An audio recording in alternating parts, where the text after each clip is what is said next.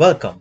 In this video, we're going to walk you through the complete design and the implementation of a secure campus area network system, built entirely inside Cisco Packet Tracer. This isn't just a lab exercise or a lab project. What you're about to see is a fully functional enterprise-grade network that mirrors what you'd actually find in a real university or large institution. We're talking firewalls, VLANs, wireless controllers, VPN tunnels, redundancy protocols, and more, all configured, tested, and working. The scenario is this: Martin Luther King University operates two campuses located 100 miles apart. The institution serves approximately 30,000 across four facilities: health and sciences, businesses, engineering and computing, and arts and design, spread across both the main campus and the branch campus. The university anticipates doubling its user count by 2025, so scalability is not optional here. It has to be built in from the start. The main campus houses a centralized server farm, the Demilitarized Zone or the DMZ, which hosts all critical services such as the DHCP, the DNS, the FTP, the web, the email, the SMTP, and branch camp users need secure, reliable access to those servers at all times. To build all of this, we used Cisco Packet Tracer as our design and simulation tool. The network is secured by two Cisco ASA 500, 5005, 5, the network is secured by two Cisco ASA 5, 5, sorry. The network is secured by two Cisco ASA 5500X series firewalls, one per campus routing. Routing is handled by the firewalls and core multilayer switches, not standalone routers. And and two campuses are linked by a site-to-site IPsec VPN tunnel to secure that all intercampus traffic is encrypted end-to-end. Throughout this video, I'll be joined by two other presenters that that we've divided the implementation into three parts. I'll cover the initial design and the foundational configuration steps, and my colleagues will pick up from there through to final testing. Let's get into it.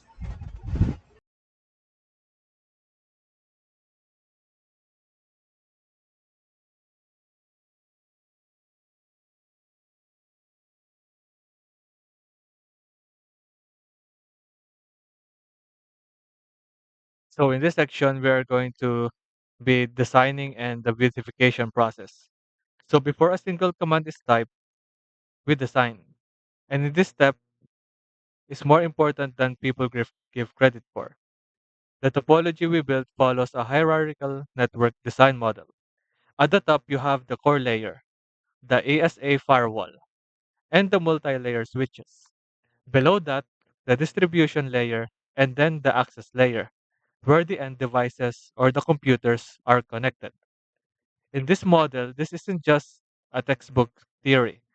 It is the standard because it separates concerns cleanly, makes troubleshooting faster, and scales without major redesigns. On the main campus side, you see the demilitarized zone on the upper left, that green section, housing the server farm. Servers numbered 6 through 10, DHCP, DNS, web, email, and FTP. These are assigned static IP address from the 10.20.20.0/27 range. The DMZ switch connects directly to the ASA firewall. The main university network sits in the center. We have two Catalyst 3850 multi-layer switches, the HQML SW1 and HQML switch 2, operating in a stack with LACP 2060 switches, which includes health and sciences, business engineering, arts and design, and IT. On the right, you have the branch campus network, a mirror of the main campus structure with its own firewall, its own multi-layer switches, and its own department access switches, covering health and sciences, business, engineering, and arts and design. Above everything in the center sits the internet cloud, The two ISP routers, the HQ and branch firewalls connecting outward, and the Google Cloud area sitting at the very top, linked via static public addressing. In Cisco Packet Tracer, we organized all of this visually using colored zones. So green for the DMZ, yellow for the main network, pink or orange for the branch departments. So labeling every device clearly from the start saves enormous time during configuration. Every switch, every router, every firewall, every server gets a host name that reflects its role and location. So good documentation at the design stage makes a difference between a network we can maintain and one that falls apart at the moment something went wrong. So the first step, we're going to apply the basic settings, secure shell, and standard ACL for SSH. So with the given topology laid out, we start configuration with the basics. Every single device in this network, the switches, multi-layer switches, the firewall, gets the same foundational treatment before anything else. First is the host names. So every device is named to match the topology diagram. So when we are deep in troubleshooting session and you SSH into a device, you need to know immediately where you are. So a host name like HQMLSW switch 1 tells you the main campus, the multi-layer switch, and its first unit. So next is the console passwords. We configure a password on the console line so that physical access to the device still requires authentication. We also set the enable secret, the privilege exec password, which is a stronger MD5 hash credential. Then service password encryption gets turned on, which encrypts all plain text passwords in the running config. No password should ever sit in the config in a readable form. Then we set a banner message, a login warning that tells anyone attempting access that this system is restricted. This is also a legal requirement in many real-world environments. So we disable IP domain lookup. This prevents the router from trying to resolve mistyped commands as hostnames, which would otherwise cause those annoying multi-second hangs. Now the secure shell. So SSH is how network engineers remotely access devices securely. Telnet sends credential in plain text, completely unacceptable in any production environment. SSH encrypts the session. So to configure SSH, we set a domain name on the device. Generate RSA crypto keys. We used a 2048-bit key length and configure the VTY lines to accept only SSH, not Telnet. So we set the exec timeout and log input. Then comes the standard ACL for SSH. This is a critical security control protocol. We create a name standard we create a name standard ACL that permits SSH access only from the senior network security engineer's PC. So the NetSec PC on the left side of the diagram with the IP of 10.10.0.15, the ACL is applied inbound on the VTY lines. Anyone else attempting to SSH into any network device will be denied. This is the principle of least privilege in practice. Only the person who needs access gets it. These basic settings might feel routine, but they are the security baseline. Skipping them is how networks get compromised.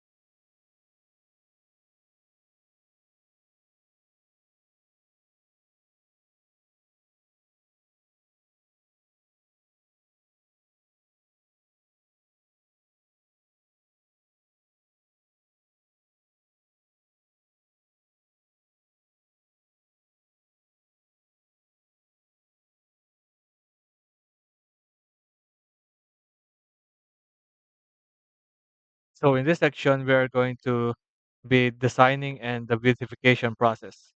So before a single command is typed, we design. And in this step is more important than people give credit for. The topology we built follows a hierarchical network design model. At the top, you have the core layer, the ASA firewall, and the multi-layer switches. Below that, the distribution layer, and then the access layer, where the end devices or the computers are connected. In this model, this isn't just a textbook theory. It is the standard because it separates concerns cleanly, makes troubleshooting faster, and scales without major redesigns. On the main campus side, you see the demilitarized zone on the upper left, that green section, housing the server farm. Servers numbered 6 through 10, DHCP, DNS, web, email, and FTP.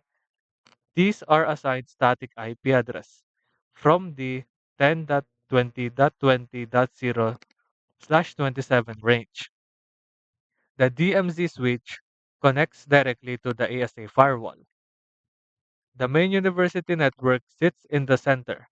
We have two Catalyst 3850 multi-layer switches, the HQML SW1 and HQML switch 2, operating in a stack with LACP 2060 switches, which includes health and sciences, business engineering, arts and design, and IT.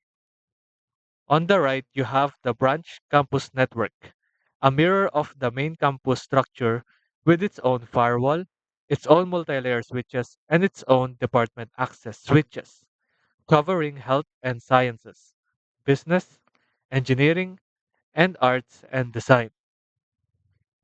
Above everything in the center sits the Internet Cloud. The two ISP routers, the HQ and branch firewalls connecting outward, and the Google Cloud area sitting at the very top, linked via static public addressing. In Cisco Packet Tracer, we organized all of this visually using colored zones. So green for the DMZ, yellow for the main network, pink or orange for the branch departments. So labeling every device clearly from the start saves enormous time during configuration. Every switch, every router, every firewall, every server gets a host name that reflects its role and location. So good documentation at the design stage makes a difference between a network we can maintain and one that falls apart at the moment something went wrong. So the first step, we're going to apply the basic settings, secure shell, and standard ACL for SSH. So with the given topology laid out, we start configuration with the basics. Every single device in this network, the switches, multi-layer switches, the firewall, gets the same foundational treatment before anything else. First is the host names. So every device is named to match the topology diagram. So when we are deep in troubleshooting session and you SSH into a device, you need to know immediately where you are. So a host name like HQMLSW switch 1 tells you the main campus, the multi-layer switch, and its first unit. So next is the console passwords. We configure a password on the console line so that physical access to the device still requires authentication. We also set the enable secret, the privilege exec password, which is a stronger MD5 hash credential. Then service password encryption gets turned on, which encrypts all plain text passwords in the running config. No password should ever sit in the config in a readable form. Then we set a banner message, a login warning that tells anyone attempting access that this system is restricted. This is also a legal requirement in many real world environments. So we disable IP domain lookup. This prevents the router from trying to resolve mistyped commands as host names, which would otherwise cause those annoying multi-second hangs. Now the secure shell. So SSH is how network engineers remotely access devices securely. Telnet sends credential in plain text, completely unacceptable in any production environment. SSH encrypts the session. So to configure SSH, we set a domain name on the device, generate RSA crypto keys. We used a 2048-bit key length, and configure the VTY lines to accept only SSH, not Telnet. So we set the exec timeout and log input. Then comes the standard ACL for SSH. This is a critical security control protocol. We create a name standard we create a name standard ACL that permits SSH access only from the senior network security engineer's PC. So the NetSec PC on the left side of the diagram with the IP of 10.10.0.15, the ACL is applied inbound on the VTY lines. Anyone else attempting to SSH into any network device will be denied. This is the principle of least privilege in practice. Only the person who needs access gets it. These basic settings might feel routine, but they are the security baseline. Skipping them is how networks get compromised.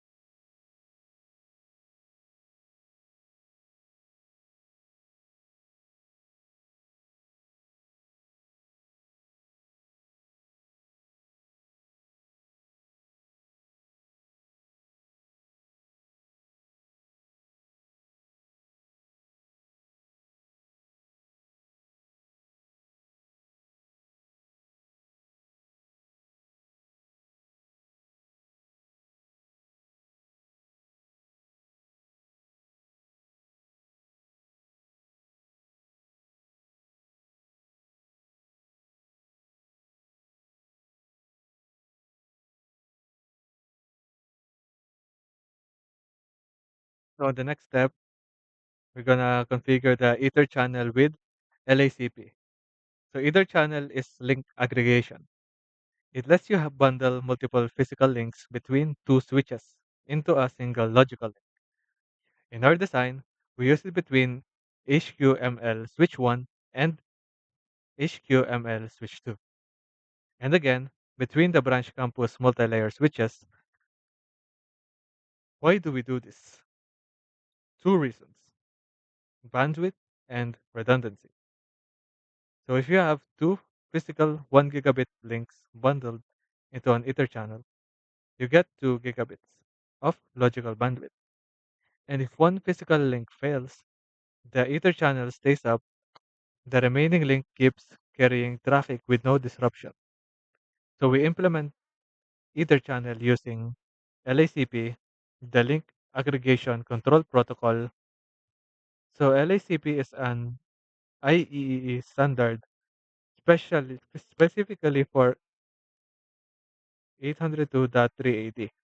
It negotiates the aggregation between the two devices dynamically. On both sides of the link, we configure the ports into a channel group using the LACP active mode, which means the switch actively initiates negotiation. Both switches need to agree on the Ether channel parameters, the speed, duplex, VLAN configuration before the channel comes up. After Ether channel is configured, the port channel interface acts as a single logical trunk. All VLAN traffic flows across the aggregated link. In the topology diagram, you can see the Ether channel represented by the double line connection between the two multi-layer switches at each campus. It's worth noting that Ether channel must be configured consistently on both sides. Mismatch configurations, different duplex settings, different VLAN assignments, and different Ether channel modes will cause the channel to fail. So the order of operation matters. Configure the channel group on the physical interfaces first, then configure the port channel interface as a trunk.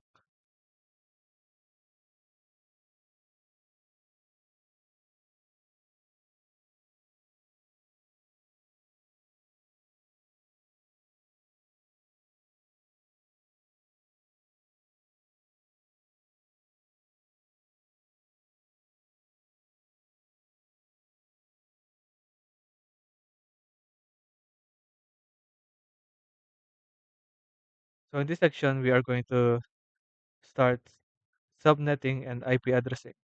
So IP addressing is the foundation everything else is built on. So before you can route traffic, before you can configure DHCP, before you can write a single ACL, every interface and every subnet needs an address.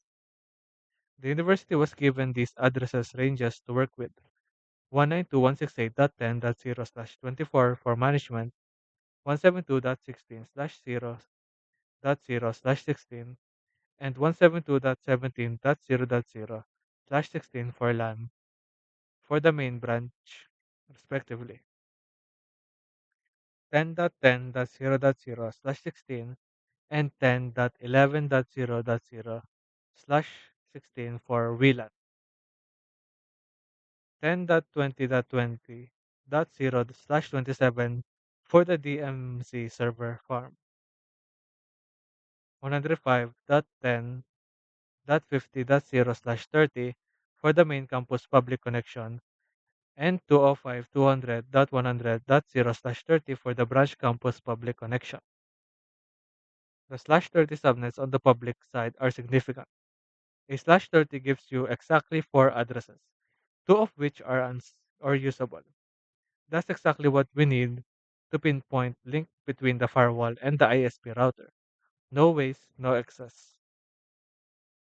The DMZ uses 10.20.20.0/27, which gives 30 usable addresses, more than enough for the server farm devices, which are all statistically assigned. For the main campus, point-to-point links between the firewall and the multi-layer switches, we subnet the 10.20.20.32/30 and 10.20.20.36/30 ranges. You can see this labeled on the each diagram between HQ firewall and the two multi-layer switches. For each department, subnetting the LAN and VLAN ranges ensures the departments are properly isolated. A health and sciences PC and a business PC may be on the same physical infrastructure, but their IP address placed them in completely different subnets, enforced by VLAN and inter-VLAN routing configuration. At this stage, we assign IP addresses to all routed interfaces: the firewall interface, the SVI on the multi-layer switches, and the point-to-point links. And device IP addressing is handled by DHCP, which comes in step 7, which is the static addresses go only to the server farm devices, the management PC, and the inter-device links. With that, the addressing foundation is in place. My classmate will now take you through the next set of configurations from HSRRP and inter-VLAN routing through the wireless setup. Take it away, Mr. Guevara.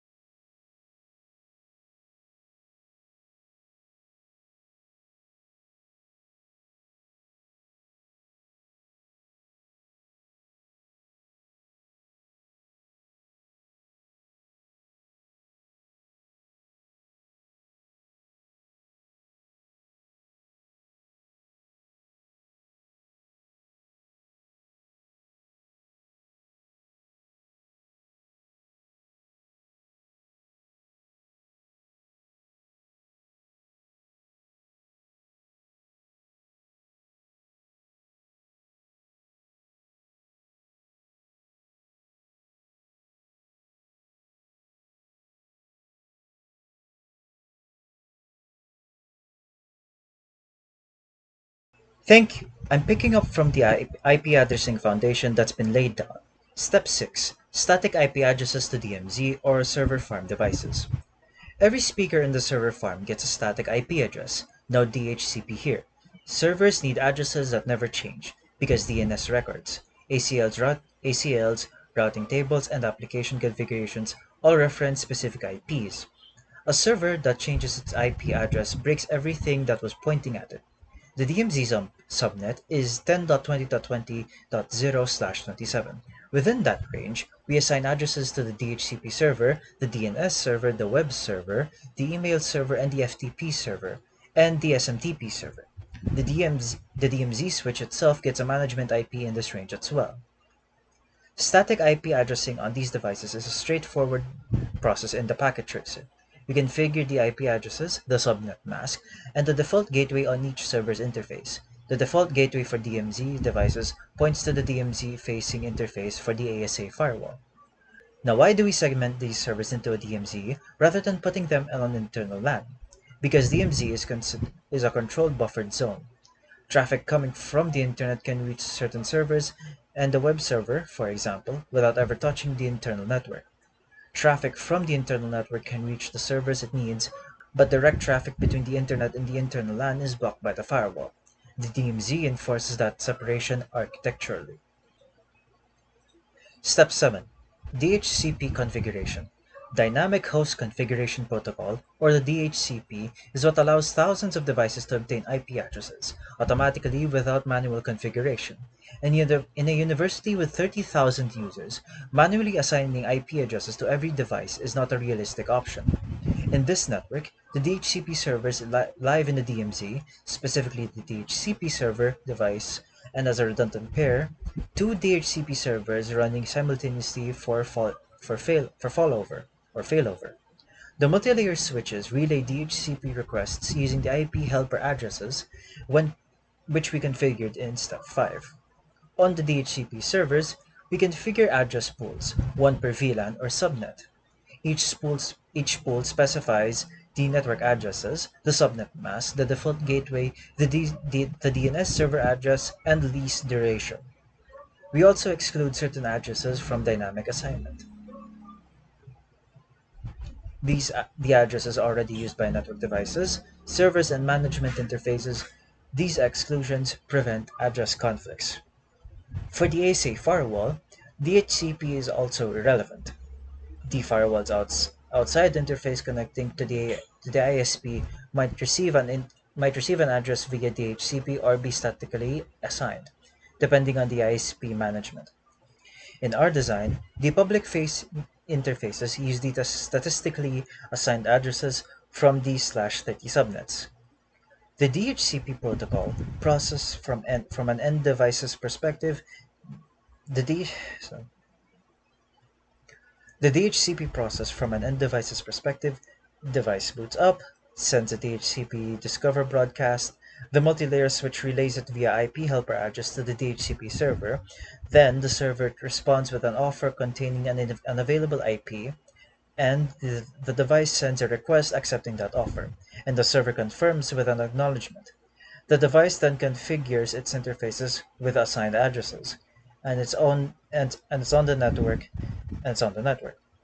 This entire exchange typically completes within a couple of seconds.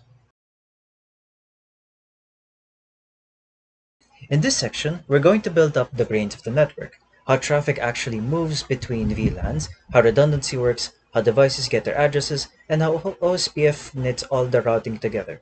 Then we'll close out with firewall zones and policy. Step 5. HSRP and inter-VLAN routing. We have two multi-layer switches at each campus, and we want to use both of them, not have one sitting idle as a backup. HSRP, the hot standby router protocol, is how we do that. HSRP creates a virtual IP address that serves as the default gateway for all devices in a VLAN. Behind that virtual IP, two physical switches are negotiating who is the active gateway and who is the standby. End devices only ever see the virtual IP, and they don't know or care which physical switch is actually handling the traffic. Here's how it works. One switch wins the HSRP election and becomes the active router. The other becomes a standby. The active router responds to all traffic sent to the virtual gateway IP. The standby router monitors the active with hello messages. If the active stops responding, the standby takes over within seconds, usually less than 10 seconds, and end users experience with minimal disruption. We configure HSRP per VLAN, so for VLAN 10, HQML-SW1 might be active in HQML-SW2 standby. We can also load balance by making HQML-SW1 active for VLANs 10 and 20, while HQML-SW2 is active for VLAN 50. This distributes traffic across both switches rather than underutilizing one. You can see in the topology that both multi-layer switches are labeled HSRP active and HSRP standby. HSRP priority is how we control which switch wins.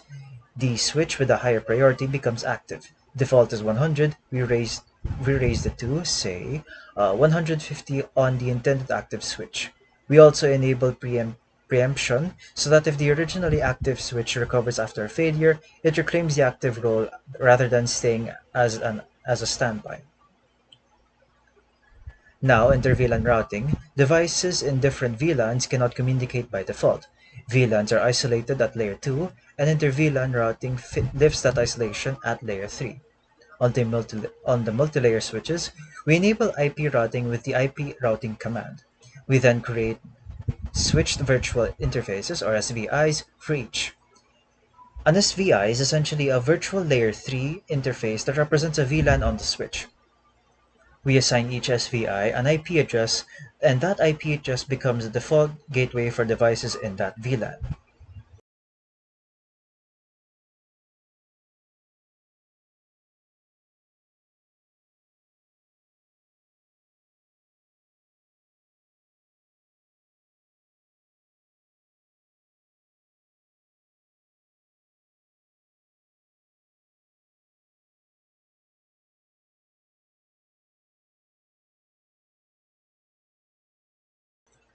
Step 8. OSPF Routing Protocol.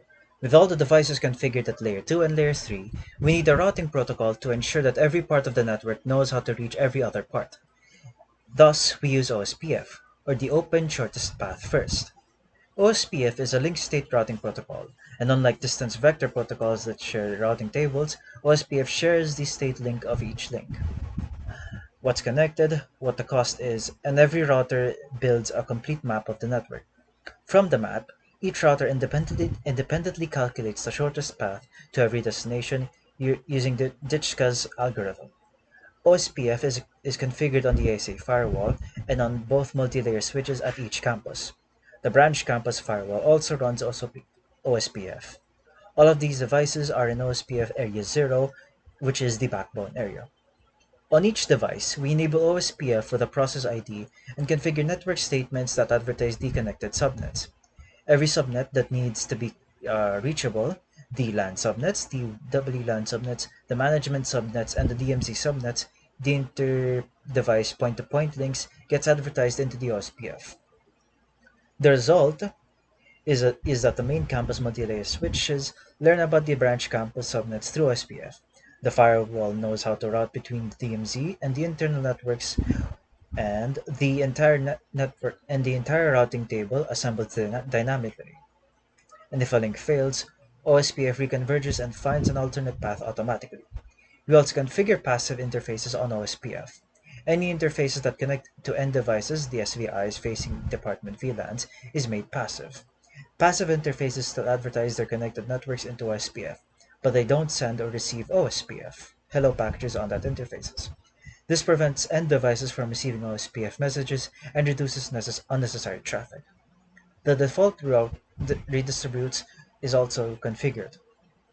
The firewall in the firewall injects a default route into the OSPF so that all the internal devices know to send internet destined traffic toward the firewall, which handles the external routing.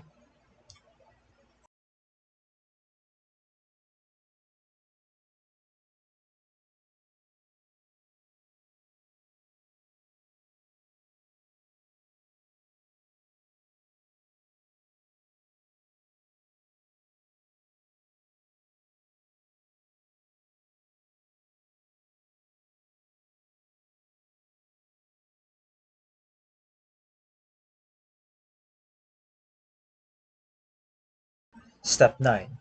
Firewall Interface Security Zones and Levels. The ASA is not just a router with access lists. It operates on a fundamentally different model, security zones with trust levels. Every interface on the ASA is assigned a security level from 0 to 100. By convention, the inside interface connecting to the internal network gets a security level of 100, the highest trust. The outside interface connecting to the ISP and the internet gets a security level of 0, the lowest trust. The DMZ interface gets an intermediate level, typically level 50. The default behavior based on these levels, traffic from a higher security interface to a lower security interface, is permitted by default. Traffic from a lower security interface to a higher security interface is denied by default. So internal users can initiate connections to the DMZ and to the internet, but the internet cannot initiate connections to the internal network without an explicit policy permitting it.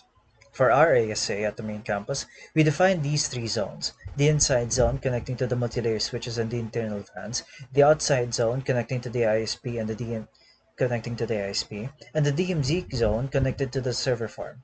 On the branch campus firewall, we have an inside zone for branch departments and an outside zone connecting to the branch ISP. The name-if command assigns the interface name and security level for and security level. For example, interface gigabit Ethernet 00 gets name-if outside and security level 0. Interface gigabit 01 gets name-if inside and security level 100. And the interface gigabit 02 gets named gets the name-if DMZ and security level 50. These zone assignments are the foundation for the policy configuration that comes next, which my colleague will walk you through now.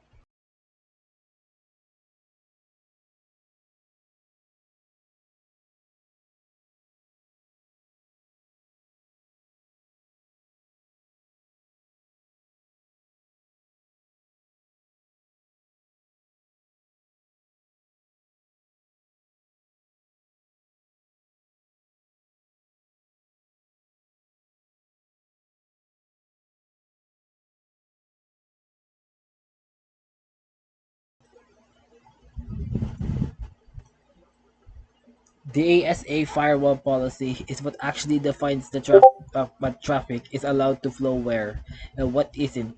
Having zones set up from step 9 is just the foundation. The policy is what makes the zones meaningful.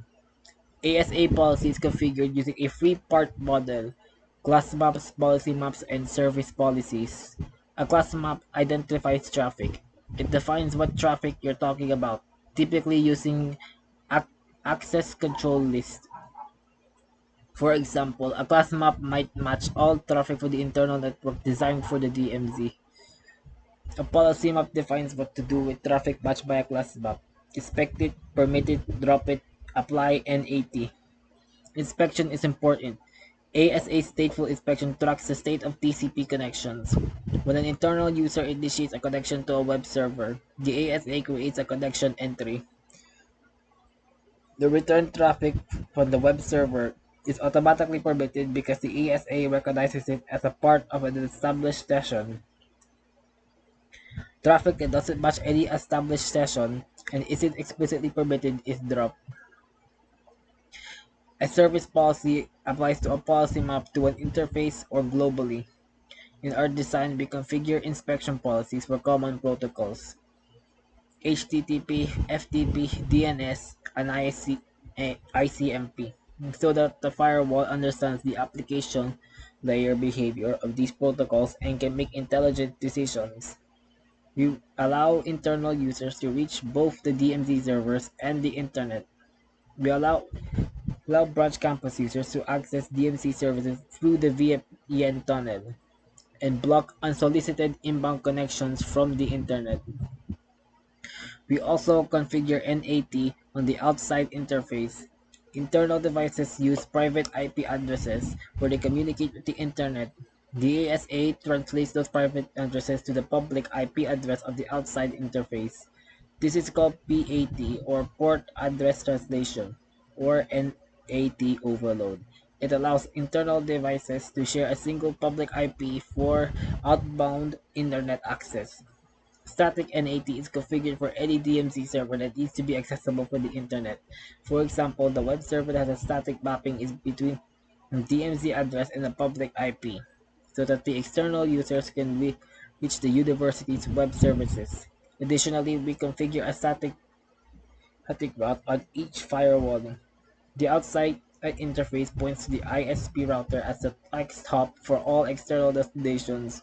This default route is being distributed into OSPF so that the rest of the network knows how to send internet-bound traffic toward the firewall.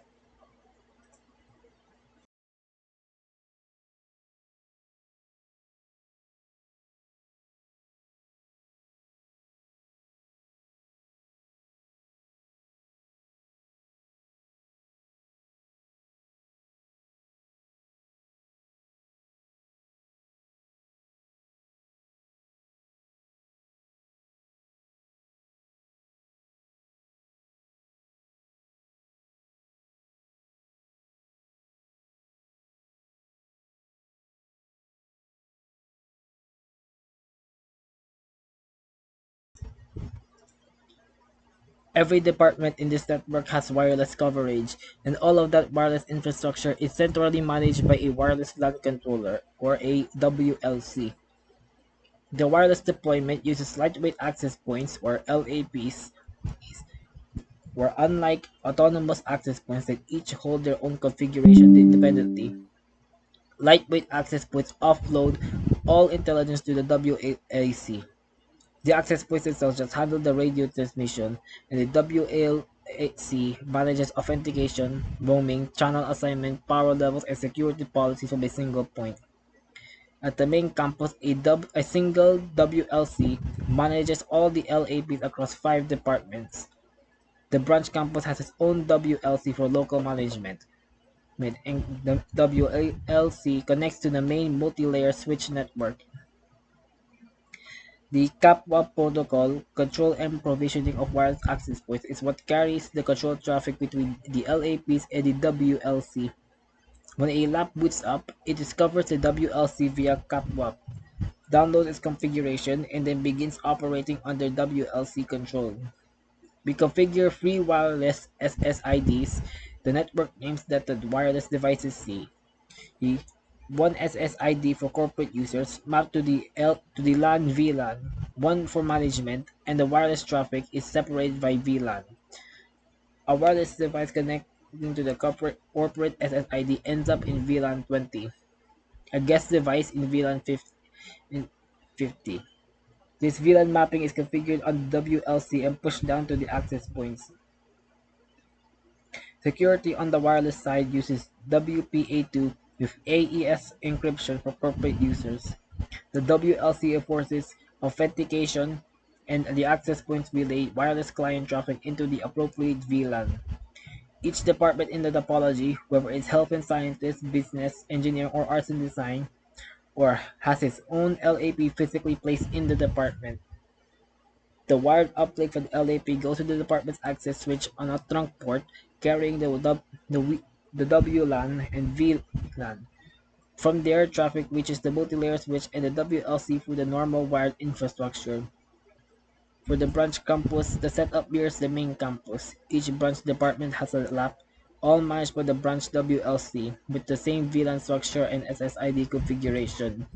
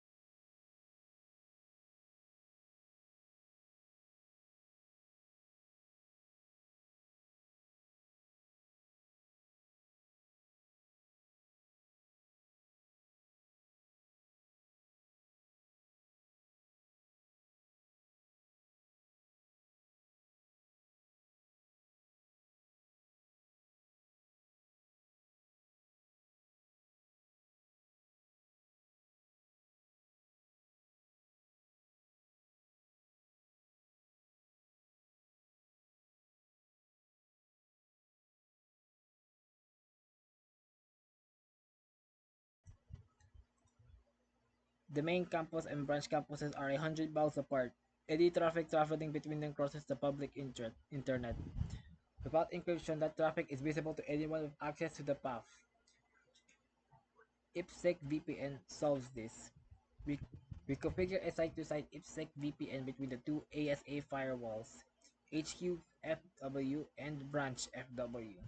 This creates an encrypted tunnel across the internet. From the perspective of internal devices, the two campuses appear directly connected.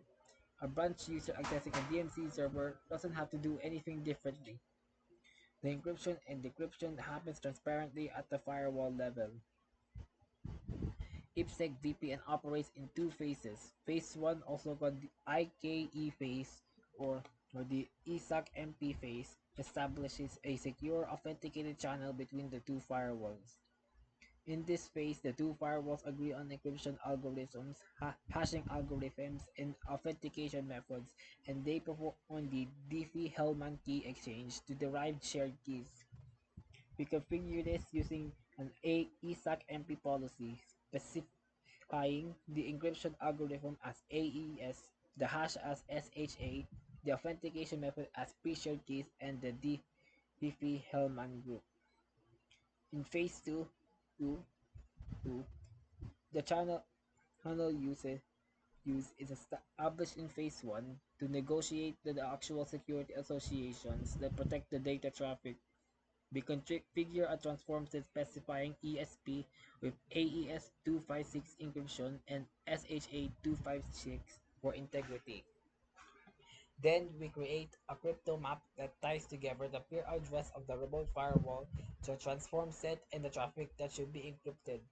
The file bind access list is matching traffic between the HQ internal subnets and the branch internal subnets. The crypto map is then applied to the outside interface of each firewall. The ASCL used for the VPN is a mirror on each side, what the HQ firewall identifies as traffic to encrypt for the branch firewall identifies as traffic to encrypt for the HQ. Once the VPN is established, any traffic between the two campuses is automatically encrypted by sending firewall and decrypted by the receiving firewall. Branch users can access the DNC servers, perform DHCP video relay, and communicate with main campus resources, all over an encrypted tunnel. The VPN tunnel is represented in a topology diagram by the large orange olive-colored ellipse in the center labeled Site-to-Site IPsec VPN, spanning across the internet between two campus firewalls.